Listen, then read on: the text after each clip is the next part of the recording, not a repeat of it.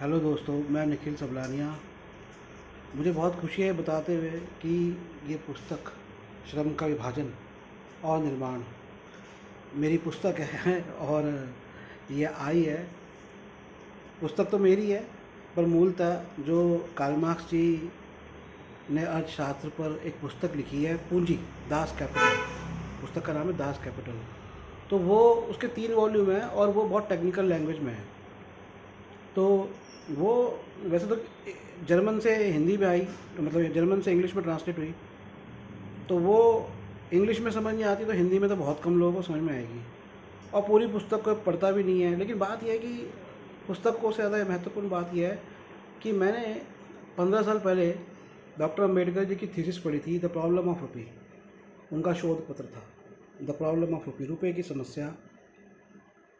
तो वो रुपये की समस्या के आधार पर फिर मैंने बहुत कुछ इकोनॉमिक्स को लेके पढ़ना, अध्ययन करना, मार्केट व्यवस्था आदि कई चीज़ें मैंने अध्ययन करी।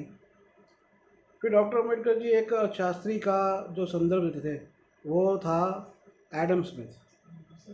फिर उसकी मैंने बुक पढ़ी और बुक पढ़ने के बाद मुझे लगा कि कार्ल मार्क्स को पढ़ना चाहिए, क्योंकि कार्ल मार्क्स उनके क्रिटिक है। हालांकि कार्ल मार्क्स कई जगहों पर उनकी प्रशंसा भी करते हैं, उनके विचारों की। तो मैं जब कार्ल मार्क्स को पढ़ना शुरू किया ना, तो मैं एक चैप्टर पढ़ा, डिवीजन ऑफ लेबर, श्रम का विभाजन।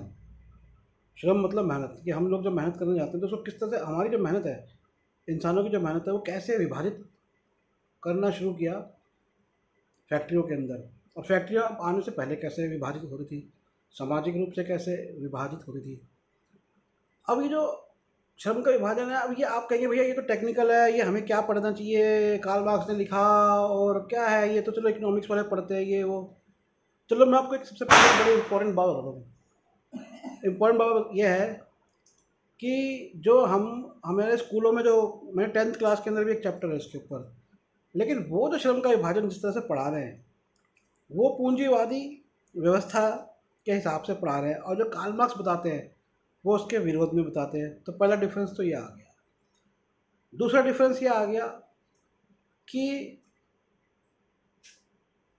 आज का जो इंसान है ना, ये ख़त्म होता जा रहा है मानसिक रूप से। उसके अंदर डिवीजन ऑफ लेबर एक बहुत इंपॉर्टेंट एस्पेक्ट है। वो एस्पेक्ट कहीं पर भी नहीं पढ़ाया जाता। उस एस्पेक्ट का मैं एक आपको एग्जांपल बताता हूँ कि हम देखते हैं कि 18वीं शताब्दी, 19वीं शताब्दी और यहाँ तक कि 20वीं शताब्दी के प्रारंभ में भी बहुत से विद्वान हुए, लेकिन आज वैसे विद्वान कोई नहीं बन रहे। तो इसका जो बहुत बड़ा कारण है वो श्रम का विभाजन है। चलिए अब मैं इस पुस्तक की खास बात बताता हूँ। तो पुस्तक की खास बात ये है कि इसकी हिंदी जो है ना, मैंने ऐसी कर दी है कि 5वीं पास, या जिसको कहते 3री पास, या जो कोई स्कूल भी ना जाए लेकिन जिसको सिर्फ हिंदी पढ़नी आती हो वो भी इसे पढ़ेगा। तो वो इसे पढ़ने के बाद भी अर्थशास्त्र को समझेगा। अर्थशास्त्र क्या है भाई? ये जो दुनिया चल रही है, रुपया, पैसा, व्यापार, नौकरी, काम धंधा, मोह माया, ये सारा जो है ना, ये सारा अर्थशास्त्र है। तो हमारे भारत में एक पुरानी, जो हमारे यहाँ पे धार्मिक रूप से कहता है कि भैया सब माया है। तो माया जो है ना, जो सब माया है वो ऐसे नहीं है। तो माया वो पूंजी वो ऐसे नहीं बन रही, उसके पीछे इतिहास है, वो सभ्यता के पीछे इतिहास है। मैं आपको एक बात बताता हूँ कि एडम स्मिथ ने लगभग 300 साल पहले लिखा कि भारत और चीन दुनिया की सबसे बड़ी अर्थव्यवस्था है। तो मैं चाहता हूँ कि हमारा देश फिर से वैसी बड़ी अर्थव्यवस्था बने, लेकिन उस रास्ते पर चल के नहीं जिस रास्ते पर चल के उसको गुलामी बनी मिली है। और आज उस गुलामी का परिणाम है कि इतने लोग गरीब होते जा रहे हैं। तो दोस्तों, ये जो आपको लग रहा है, आपको किसी को लग रहा है आप गरीब हो, किसी को लग रहा है आप अमीर हो, किसी को लग रहा है आप मध्यम वर्ग हो, ये सारा खेल है। लेकिन इस खेल खेल किन सिद्धांतों के ऊपर चल रहा है, वो सिद्धांत ये पुस्तक में आपको समझ में आएगा। ये पहली है इस सिद्धांत को समझाने के लिए। इसके बाद और भी पुस्तकें के ऊपर कार्य चल रहा है।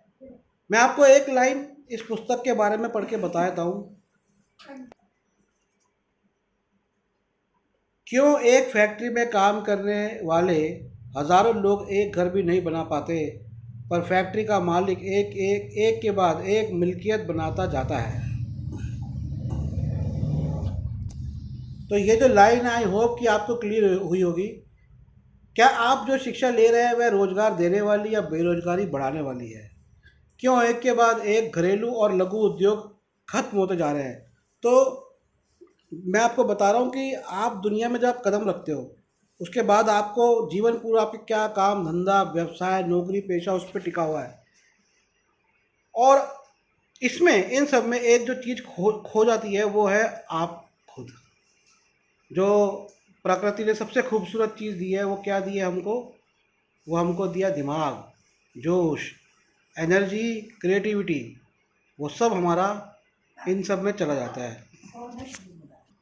तो दोस्तों, आप हमारी वेबसाइट nspmart.com nspmart.com आपको बता देता हूँ, और मोबाइल नंबर नोट करें 8527533051, 8527533051। एक और नंबर है 8851188170। एक और नंबर है 8447913116।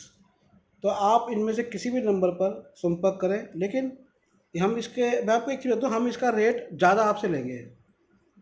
120 पृष्ठों की किताब है, लेकिन मैं आपको एक बात बताता हूँ, भारत में ना एक बहुत बड़ी प्रॉब्लम है कि लोग ना इंटेलेक्चुअल वर्क जो बौद्धिक काम है ना उसकी वैल्यू नहीं समझते। यही पुस्तक अगर मैं अमेरिका में बेचता, मेरी 2000 रुपये की पुस्तक बिकती, और वो मेरा एक्चुअल प्राइस होता मेरे लेबर का। लेकिन आप यहाँ पे इंडिया में क्या है ना, किताब कहते हैं अरे भैया कितने पेज की है ये, अरे ऐसे ही कोई किताब का बौद्धिक काम का बौद्धिक कार्य का इस तरह से नहीं निकाला जाते।